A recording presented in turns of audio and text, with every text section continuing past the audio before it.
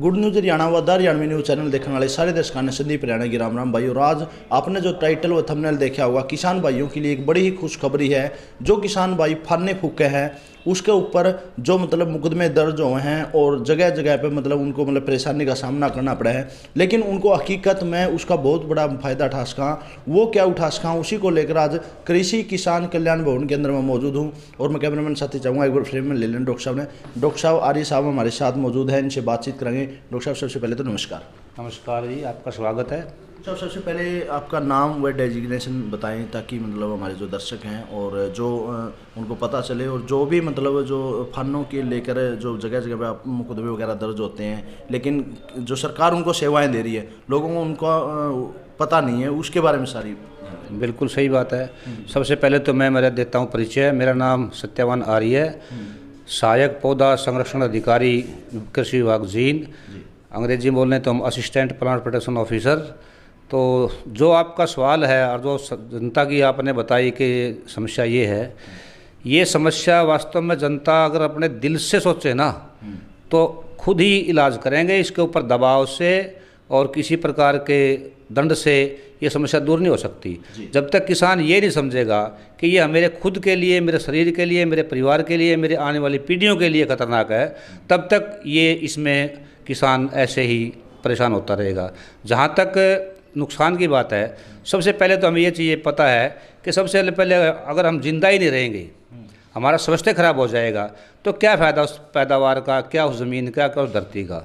तो सबसे पहले धुएं का असर पड़ता है खुद के शरीर पे, बच्चों के शरीर पे। आप देखिए छोटे छोटे बच्चे हैं, इतना धुआं आता है। अगर धुआं बच्चों के सांस में जाता है तो अभी से उनको बीमारियाँ शुरू हो जाएंगी, तो आने वाली पीढ़ी कैसे कमाए खाएगी।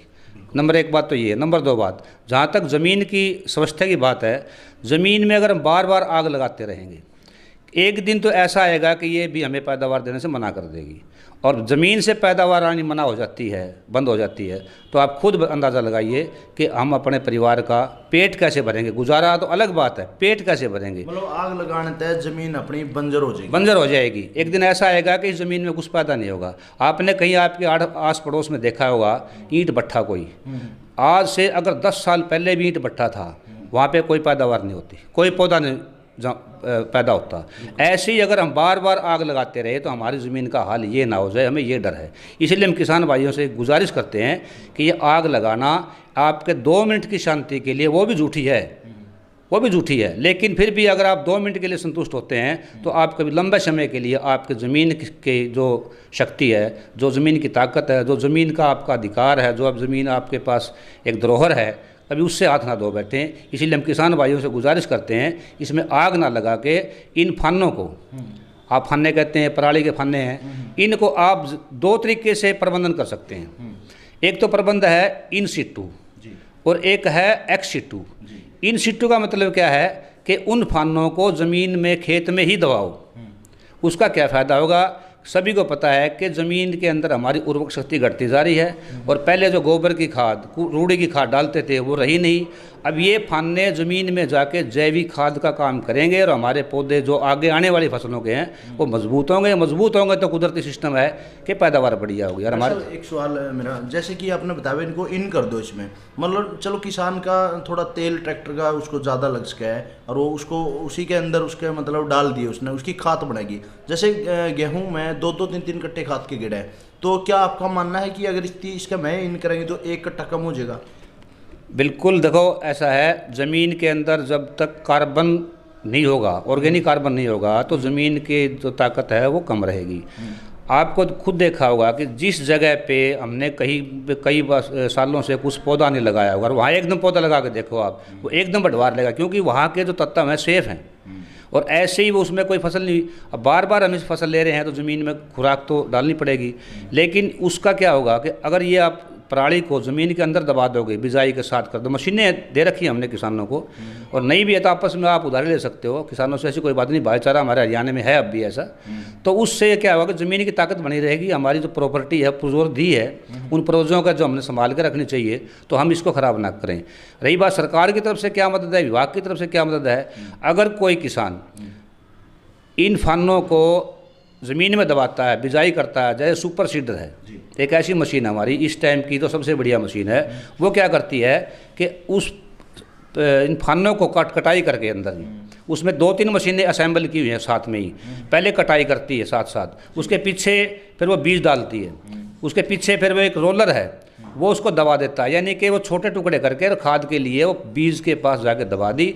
तो वो तरीका है, उस तरीके से अगर कोई खेती करता है, बिजाई करता है, तो उसको 1000 रुपये सरकार देती है और वो पर एकड़, और वो आपको मेरी फसल मेरा ब्यौरा पे आपने पंजीकृत करवाना पड़ेगा। अच्छा, जिसने मान ले देखो ये बात जो आपने बताई डॉक्टर साहब, ये बहुत से लोगों को पता ही नहीं है, किसानों को, जो जिसने मेरा फसल मेरा ब्यूरो पर रजिस्ट्रेशन करवा रखा है और अपनी धान बेच दी है और उसके बाद में उसके फाने है और वो उसको उसके अंदर ही किला का मैं उसने मतलब बाधे है, चाहे सुपर सीडर से बाओ या फिर अर्रो दबाओ, चाहे कल्टीवेटर से बाओ, उसको 1000 रुपये सरकार 1000 रुपये सरकार सब देती है उसको। उसके लिए किसान को क्या कुछ करना? सिर्फ आपकी ज़मीन का पंजीकरण करवाना है कि मैंने इस खेत में फाने लगाए थे, ये मेरा किला नंबर मुरबा नंबर है, इसमें मैंने फानों को अंदर ही दबा दिया, जलाया नहीं है। एक तो ये है इन सीटू बोलते हैं इसको, एक है एक्स सीटू। एक्स सीटू में क्या है कि अगर मान लिया आपके ज़्यादा है, फाने ज़्यादा हैं, तो आप या उसके क्या है कि हमारे पास गांठे बनाने की मशीनें आई हुई हैं, आपके लगभग हमारे यहाँ 72 मशीनें हैं गांठे बनाने के ज़िले के अंदर, जींद डिस्ट्रिक्ट के अंदर। तो उनसे आप संपर्क करके और उसको आप बुला के आप गांठे बनवा सकते हैं। लगभग वो भी आपको अगर बेचते हैं, उसको खरीदते हैं तो लगभग 2000 रुपये की, तो वो 2000-2500 रुपये की तो वो बिक जाती है। फिर 1000 रुपये हम दे देते हैं, तो 3,500 रुपये किसान को मिलते हैं, ना कि किसाना खर्च हो। नंबर 1 पैसे मिल गए, आपके ज़मीन की जो सेफ्टी है वो बन गई, आने वाली फसलों के लिए वो ज़मीन उपजाऊ रहेगी। फिर वो है एक्स-2। उसके बाद आप बार बार मैं तो ये कह रहा हूँ कि ये पूर्वजों ने दी है, अगर पूर्वज ऐसी गलती करते तो आज हम क्या खाते? जो हम गलती कर रहे हैं, बच्चे हमें क्या, हमारे बच्चे क्या खाएंगे? ये सोच के आत्मा पे से अगर जब तक किसान नहीं मानेगा भाई ये गलत कर रहा हूँ मैं, तब तक मैं ये मानता हूँ कि हमें किसानों के लिए ये परेशानी है।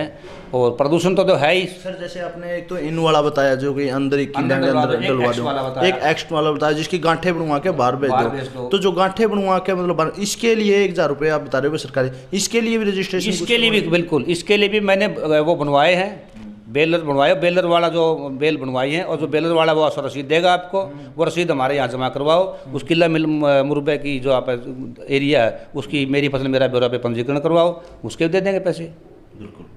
और कोई किसानों को लास्ट में क्या कुछ आप संदेश देना चाहेंगे? मैं तो संदेश देना चाहता हूँ किसान भाइयों, हम सभी किसान परिवारों से हैं, कि धरती माता को जब माता कहते हैं तो इसका एक मतलब नहीं है, इसका माता का मतलब ये है कि सब कुछ ही हमारी ये है, इसी पे पैदा होते हैं, इसी पे हम गुजारा करते हैं, इसी में हमने समा जाना है। तो मैं ये कहता हूँ कि धरती माता की सेहत के लिए आप जितनी आप खुद की बच्चों की सेहत की चिंता करते हैं, इसकी भी चिंता कीजिए।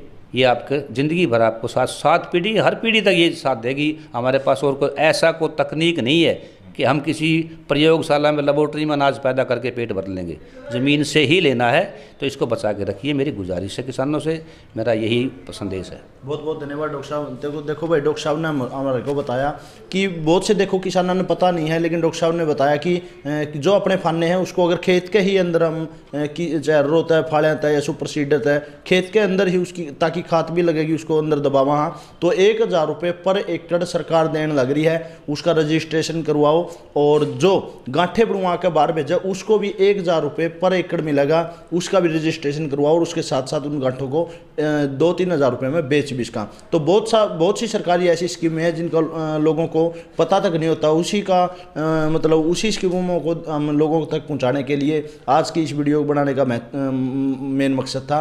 आपको ये वीडियो कैसे लगी आप भी अपनी राय कमेंट द्वारा जरूर दे सकते हैं। अगली वीडियो तक दो मेरे को इजाज़त, फिर मिलूंगा एक नई वीडियो के साथ। आपका अपना संदीप हरियाणा। जय भारत, जय हिंद।